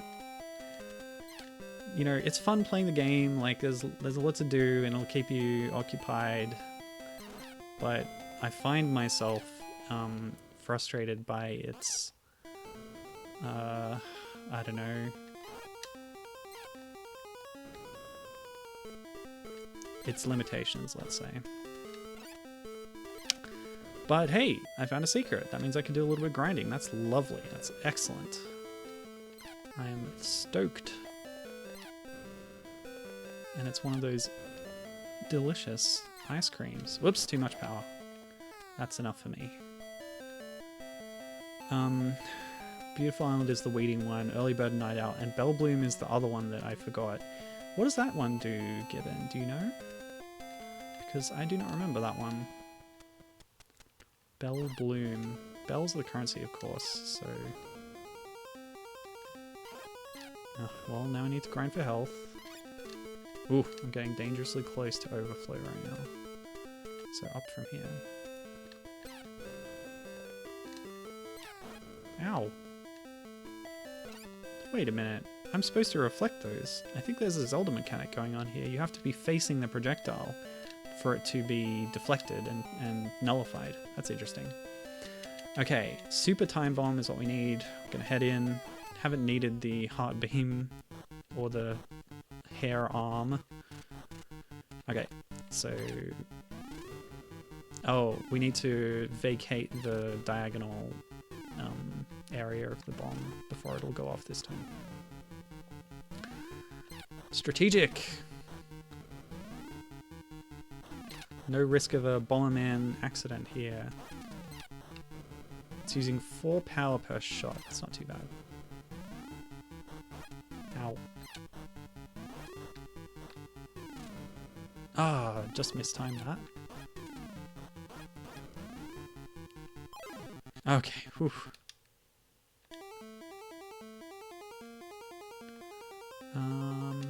Okay, so now we escape. With 40 seconds to spare. That's not much. Oh. Oh no. Oh, am I trapped? Oh, what happens now? The boss comes back? But the timer is still going. That's very strange. I would not expect that to happen. Okay. Because when you clear out a base, the enemies in it don't respawn, but the boss respawns? That's very strange. star. Please. Please give me a star. Oh, not over there. I guess it gave me a star. Gave me what I needed. No. Yes, finally. Alright, let's escape without 8 seconds remaining. I think I spent too long searching for health pick up there. Oh, I might make it. Just made it. Awesome. Now we see the final sequence of the game. Whoa, what's this? A secret hidden artificial planetoid? That's no moon. And that's what's been shooting the rockets at our home planet over there, which may or may not be a nuclear armaments devastated Earth. Sorry, there was a hyphen in that sentence. Okay. So here we are on the final planet, Afrare. Afrare. It looks very metallic, as you might expect from a kind of lethal star of its type. There's a secret hidden room on this planet that I want to show off before I do the boss, but I'm not sure exactly how to get there. I'll try a few things. Basically, the boss is kind of in the lower right corner, as I can see on my map here. What are these things? Like cats with a weird exclamation mark in their face. Oh, they're tough too. Maybe this is where we need to start using the more powerful weapons just on normal enemies.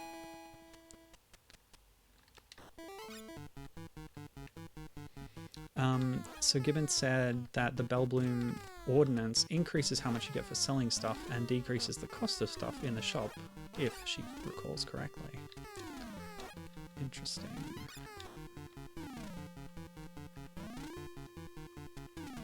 That's good. I might, if it was up to me, I think I would go for that, just so I can pay off my home loan, which I still haven't done. I know, don't get too many beard mans. I try to avoid beard mans in general, to be honest.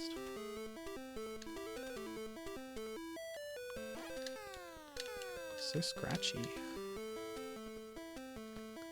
Okay. Ugh. Oh, don't make me waste all my crystal or my power. Useless hints again. I'm just not gonna bother going in any rooms from now on. Of course, you can only have one projectile on screen at a time. Is it here? No, it's the next one over. There is one more hint room that does have an interesting tidbit in it, and I hope to be able to show it off. I need to head right first. Oh my gosh, this is a real maze. Okay. Health, please. No, never mind. Oh, really? You know what? Oh, what? The enemy didn't respawn. Oh my gosh, no! What? I need to go over there. Okay.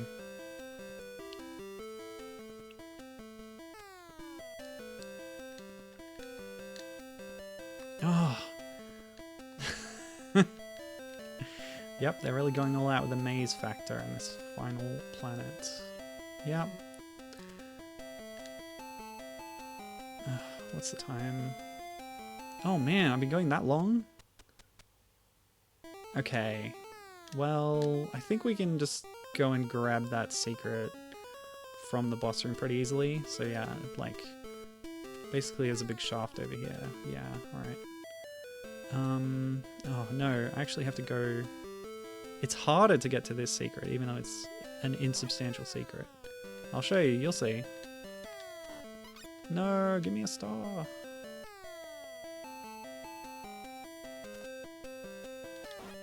Arrgh. Okay, well, if you go to Moby Games, you'll see... Oh, seriously? You'll see a quite long list of people who worked on this game. And I believe that information comes from this room. Oh, we have to actually beat it first, of course. This is the credits room. In keeping with the style of the time, they're all pseudonyms, of course, but what surprised me was the sheer number of programmers who apparently worked on this game. So this should tell us. Yeah, okay, this is like a partial list because there were more on Moby Games than what's here, but there's at least 5 programmers: Sue, Shina, Kari, C, and Fumiz. Or Fumitsu? Fumitsu? Maybe? Yeah, that sounds more right. So yeah, they put the credits in as a hint in one of these bases. Or as a, you know, a findable, yeah, thing. So that's fun. And now that I've showed that off, I can beat the game. But of course, I still need to get 250 power to use the final arm, which means I'm going to have to find a secret. There's not enough vertical space in this little corridor for me to blast a time bomb inside it. So there's unlikely to be anything hidden there. Some lucky drops wouldn't go astray on the way, I suppose. Come on. That'll help too.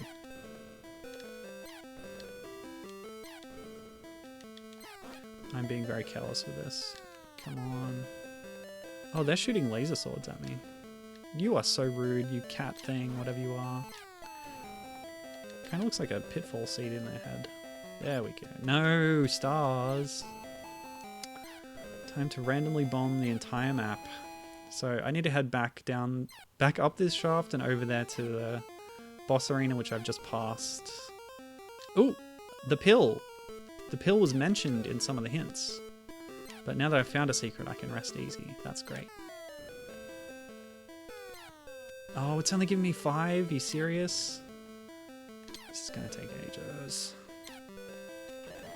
Okay, fast forwarding is going to be hard because there's no floor here. But I think it's probably going to be faster. You know what? It's probably not. Because I'll be so inaccurate. But I can just drop off the screen instead of dropping that second bomb. At least, maybe I'll fast forward, like, while the bomb's going off. Yeah, that's smart. Okay. This shouldn't take too long. See, it is like Gold Elias. There's a lot of grinding. But, yes. Metroid also tons of grinding. God help you if you ever need health. So let's cautiously approach the maximum 255. If we get a single moon over this point, we will overflow, but we have enough to use the final arm. I will try and grab a star before attempting the boss, which should be just down here. Pardon the fast forwarding. Oh my gosh. Alright, I'll use a crystal just to try and hit this lightning bolt for a star. It's gone. Okay, cat thing. I have 2 more shots. No, not gonna risk it.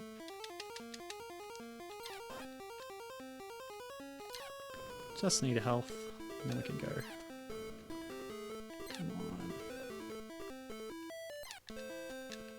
Now! No! And I revealed a bat, actually.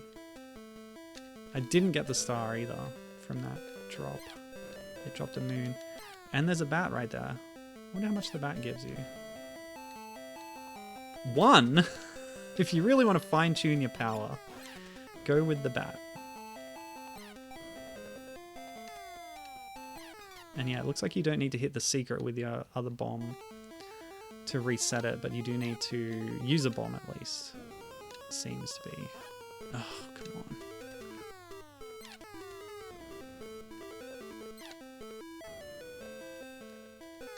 Three bombs. No! Oh, I'm at just the right level. Okay. What do I need? Oh, yep, I got the bat by mistake and it overflowed me. I'll use the crystal now that I have a bit of a buffer. Come on. The star! Thank God. Alright. So I'll set myself up. Final arm, ready to go. 250 power, full health. Whew. Let's go. It's the final boss. It can disappear, reappear. Pretty similar to the first boss, really. But all we need to do is drop this. Kaboom! Screen clearing bomb does all the damage straight away. Used up all my power. And the self-destruct begins. I have 60 seconds, no power to use crystals on the way out, but at least I have a lot of life. So I'll just zoom on out of here. All good. And that should be the end of the game.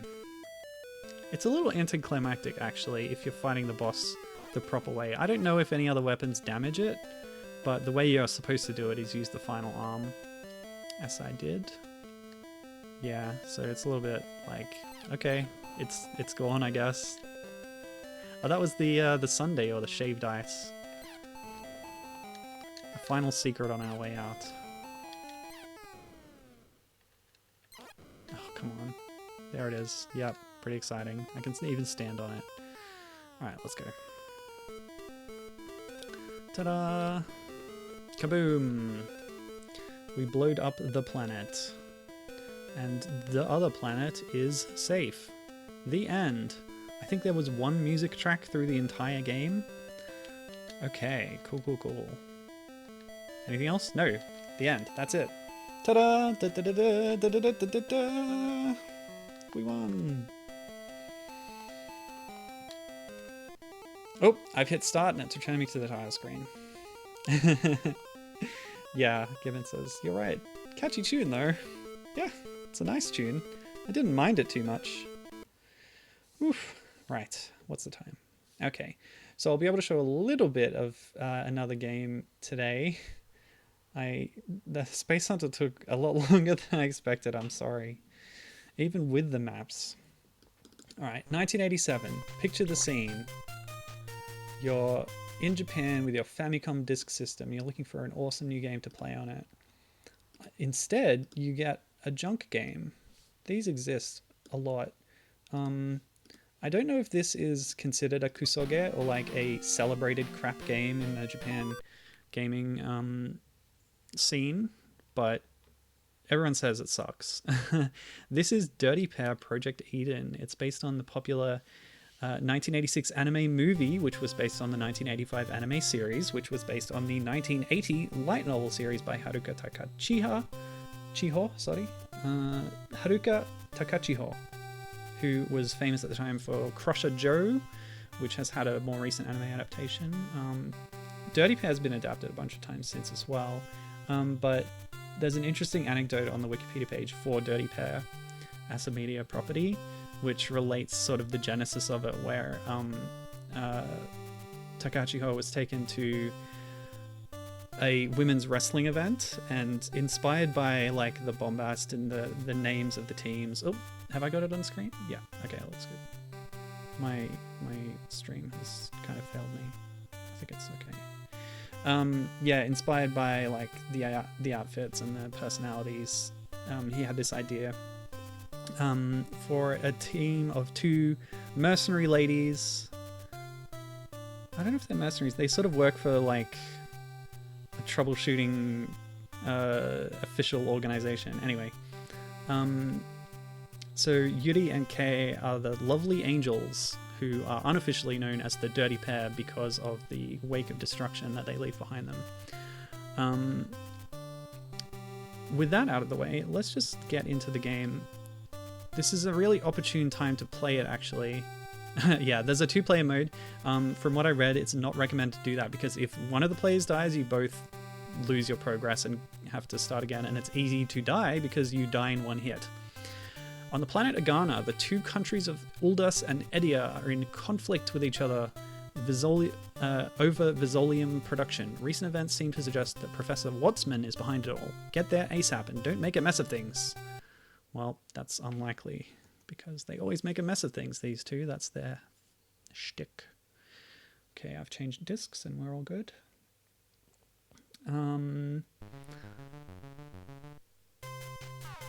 Okay, so a couple of things straight away. It's a auto-scrolling kind of shooter, jump and shoot type thing.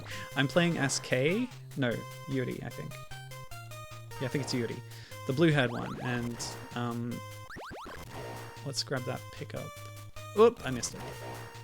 There's a certain pickup that you pretty much need to get on these phases. Yeah, so it's spawned in my partner, who I believe is K. I forget which one is which, but now we have double the firepower and we have free movement. This speeder car thing, and you can also speed up if you move to the right side of the screen, so the auto scroller goes faster, which is very risky because you can still die from one hit, and it's very easy to do.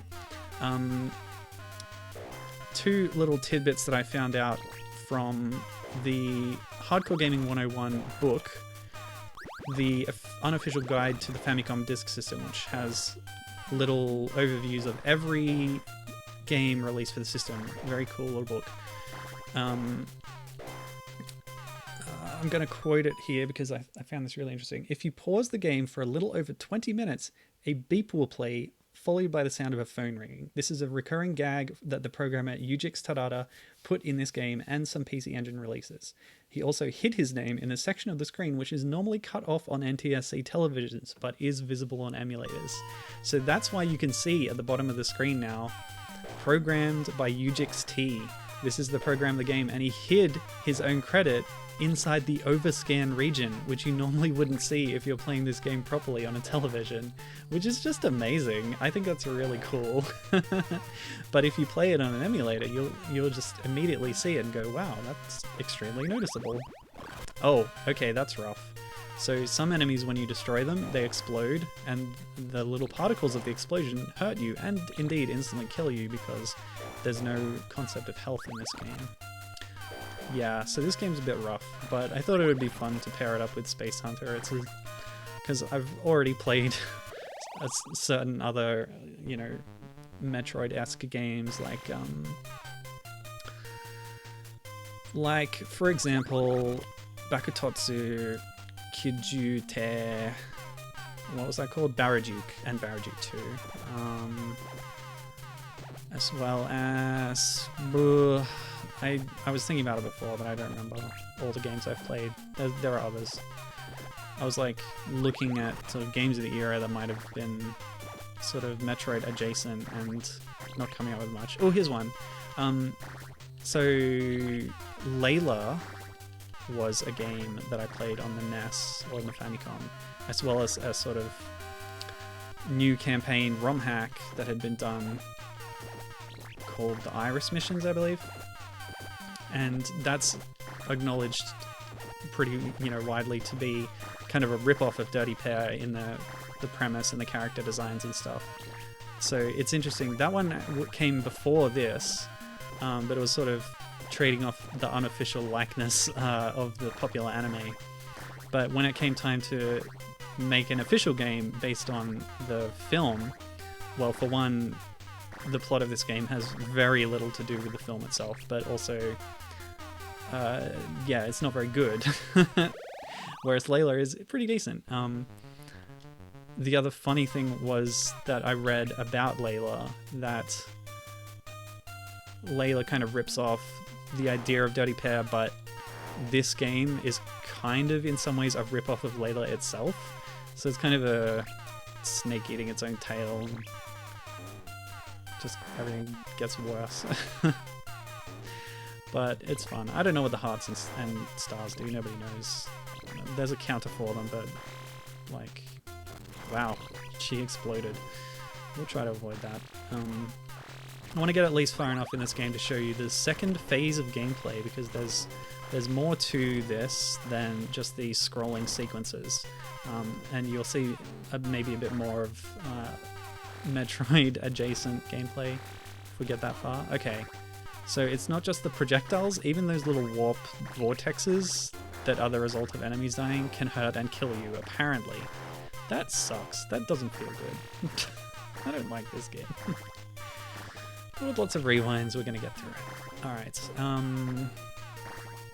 I don't know what all these pickups are either, by the way. They're showing up in my UI.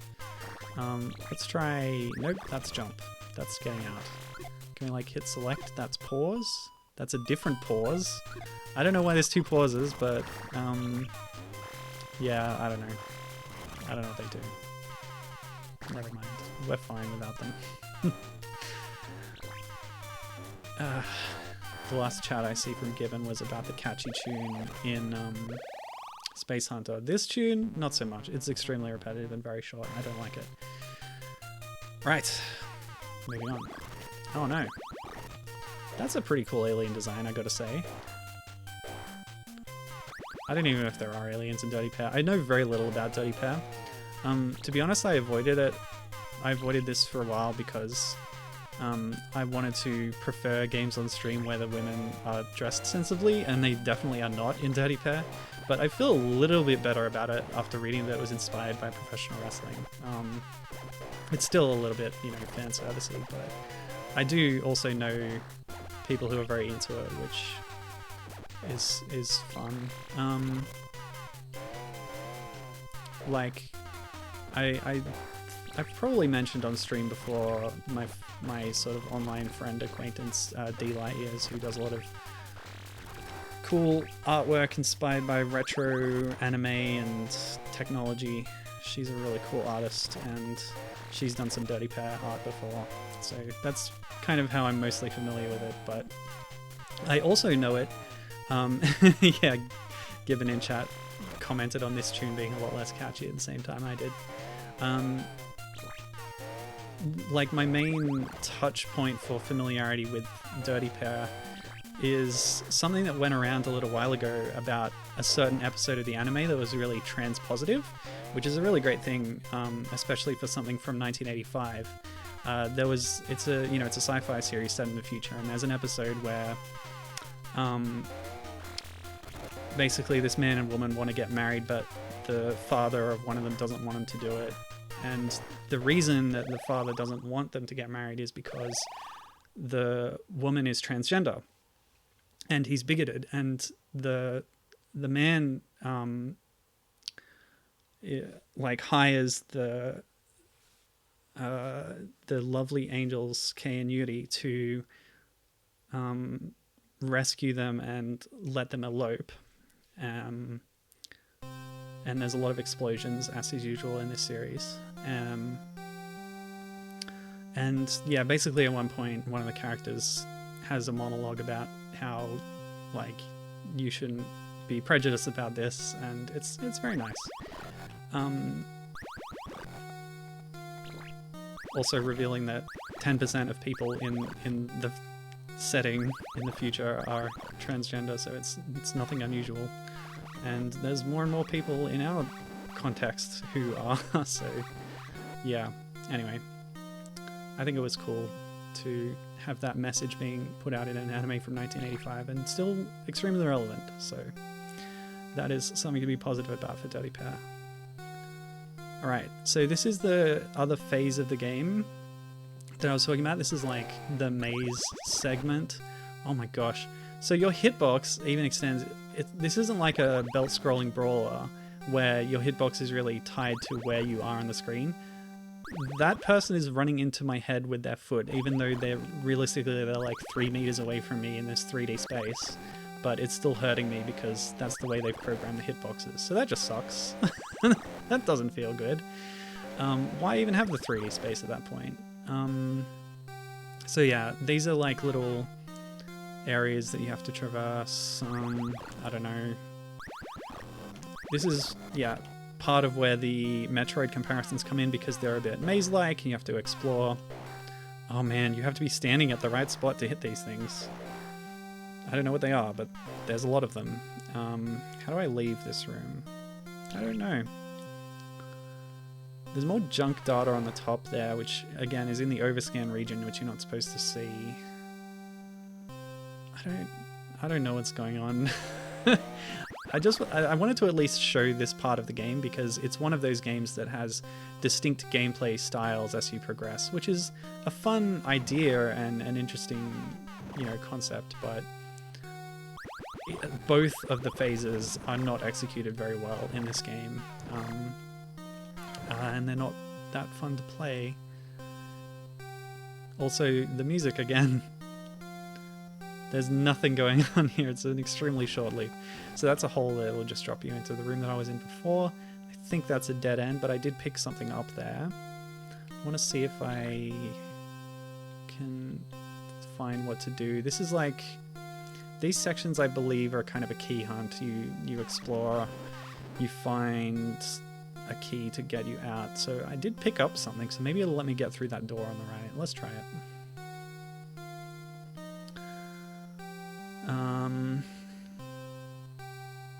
I have some other tidbits about this game. Oh, by the way, that episode is episode 7, entitled Love is Everything, if you're interested. The one I mentioned. Let's see. Yeah, the sad thing for fans of the franchise is this is the only official Dirty Pair game that was ever made, and yeah, they kind of blew it, didn't they? So it's common for an anime license, if it's popular, to get a game adaptation, especially in this era. Oh, there's an upstairs there too. Oh, I didn't notice that. So yeah, those are like stairwells you can go up or down. Okay, that makes sense. That is how real spaces work. You can go up and down in them. I'm gonna try and figure out how to use like my sub-weapon. Yeah, so I can select it here, and then... Oh, okay, so if you press B... Oh, it drops it! What is this, Night Law? What happens now? What if I want it? I can't pick it up again. I'm gonna rewind to before I dropped it, I guess. So what if I drop this? Maybe you can only carry so many things? I'm so confused. I should have maybe read a manual? I don't know. I don't get the mechanics. It's strange. Okay. What else did I have to say? This is the only Dirty Pair game. It's got a shifting genre, which is interesting. The 2-player mode sucks, apparently. Might help to deal with some of this overflow of enemies on some screens. Let's see. Oh yeah, this is pretty interesting. So when you get to the end of the game, and it doesn't take too long if you know what you're doing. Now that we've passed the first kind of scrolling phase and we're in the first maze phase, there's a second of each of those phases. So there's 4 kind of levels in total, even though the scrolling levels have 4 kind of parts to them. And once you've done those 4 levels, that's it. That's the end of the game. It's relatively short if you do it well. The diskette, I read about this. The diskettes are the key. That was the objective of this area, I believe. So I don't know what to do now that I have it. Oh, 1. Maybe I need more. Okay, there's a 1 counter on my disk. My floppy disk, which is very appropriate for the system. This is on the Famicom Disk System. No, stop it. Yeah, go that way. Yeah. Oh no, it came back. Oh, you naughty aliens. How dare you. Okay. What was I saying? Oh, I didn't mention the fan translation yet. This is also a fan translation. I started to say that this is an apropos time to play the game because it very recently got a fan translation in October of 18th of October 2021, only a couple of weeks ago. So I don't know why I was able to open that door, but I can now, and there's another disc in here, so that's good. But there's more doors that I guess I should go try. Yeah, so brand new fan translation. Most of the game didn't really need to be translated though. They updated the logo on the title screen to English, and they also updated the opening kind of text plot thing that guy was telling me on the screen. Let's try and figure out how to use these. I have no idea. So start is pause and select is like item picker. But I appear to only be able to drop them. Can I shoot them? No. I just don't know what's going on with this item mechanic. Oh well.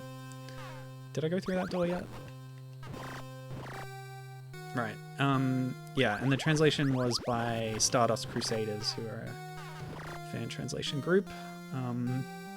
The project lead seems to have been person called Pennywise, and that's where I got the idea that this is a rip-off of Layla, because they said so in the README. I don't think it's quite like it's not extremely similar, but yeah, there might be some common elements here. The whole picking up weapons thing and exploring a side-scrolling area. There was that element in Layla as well. I feel like I've cleared out the top floor. I've got 3 discs now. Yes, I've been in there, so I'll just go floor by floor now. Yeah, so brand new translation. Not that there was much text to translate. What else? Okay, here's a little tidbit about this game. It's pretty fun. When you get through the 4 phases, at the end, you get one of 5 endings. There are 5 different endings if you manage to make it all the way through. The door hitbox is really weird. And the criterion for unlocking the different endings is how accurate you were with your shots. So rate, like, fire divided by times you fire divided by number of hits. And if it's 50%, you get the best ending, 50% or better. And I'm sure I'm much lower than that already.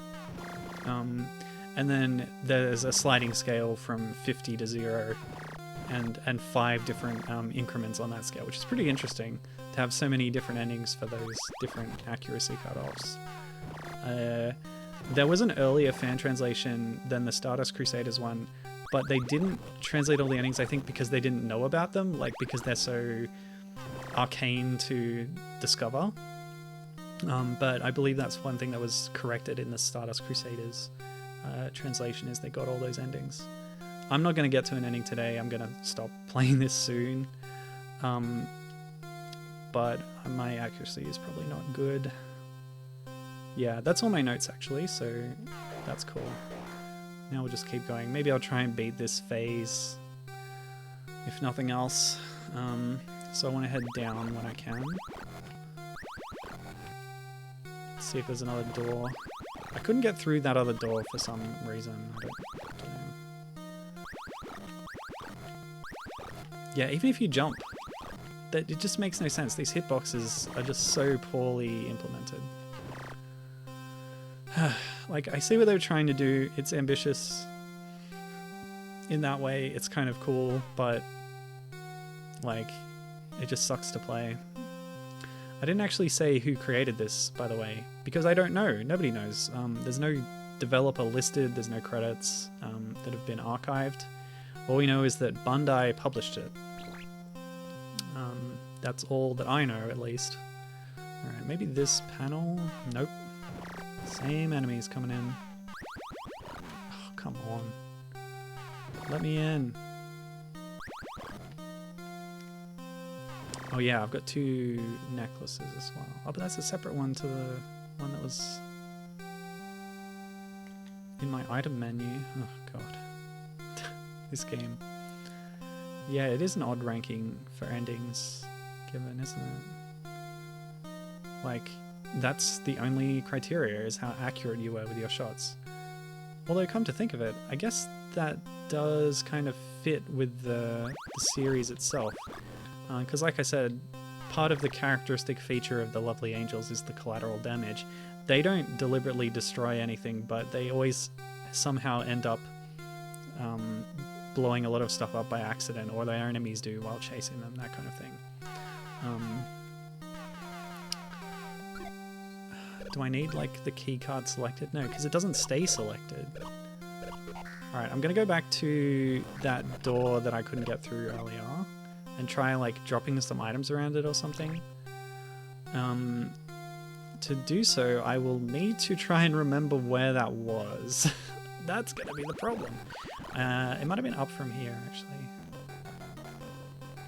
But that's not up, that's down. And I can't get through that door for some reason. And that's closed. This way? This way?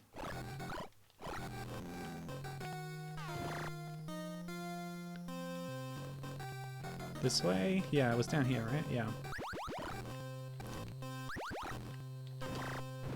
Alright, let's experiment with the items. Okay. Okay. That looked like a credit card and like a gold bar. We got the grenade. Oh! I actually used it. The only usable item I found so far. It makes a little fire. So this might be very specifically useful for defeating some enemies. Nope, it's pretty useless to be honest. Maybe these are just like pickups for like scoring purposes? Because like they all seem like valuables except that, which looked like a bottle of poison. So like if you think that could be a credit card maybe, or a box, that looks like a gold bar. Sorry, hold on. See? And then this is like some kind of necklace, just separate from the other necklace that is on my UI under the hearts and stars. Oh, I can select discs. And then I pressed B and it sort of went no. Yeah, so I can't do that. Grenades don't open the door, so I'm stuck. I don't know what to do. I'm gonna stop playing this game now because it's not very good. And, you know, it's the time that I usually stop these streams. And I'm happy to do that because, yeah, this game's not great. Oh well. That's okay. I still had some fun playing it. You know, it's always kind of interesting to try and figure out a new game with its own mechanics, especially if you haven't read the manual, which I don't have access to. But yeah, Space Hunter was quite good. It's pretty fun. I would recommend that, checking it out at least. And if not, watch the Game Center CX episode about it. Just go to sa-gccx.com and there's a lot of fan-translated episodes that you can then download. There's also some on archive.org. You can watch them there without having to torrent them. Yeah, cool stuff. Yeah, okay, cool. Right. And I could cross it off my to-do list. Next stream, I've got some more 8-bit sci-fi platformers, I think, is how I would describe them. Should be pretty interesting. But yeah, until then, have a good one. Take care. And thanks for watching. I'm gonna just keep shooting these aliens all day long. They'll keep coming, I'll keep blowing them up. Yeah, that's fine. This is my life now. Oh, I'm dead. Actually, let's see what happens if we get, like, game over. What I read was you die in one hit and you get 2 continues, and that's it. If you don't make it, game over.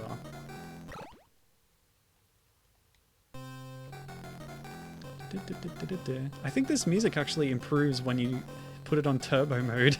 It's kind of jazzy. Okay, continue, save, retry. And you get 2 of those continues, and then it's game over. Okay. Alright, bye-bye. See you next time. Thanks for watching. Given says I'm right about the music, I think. Thanks. Yeah. Okay, see ya.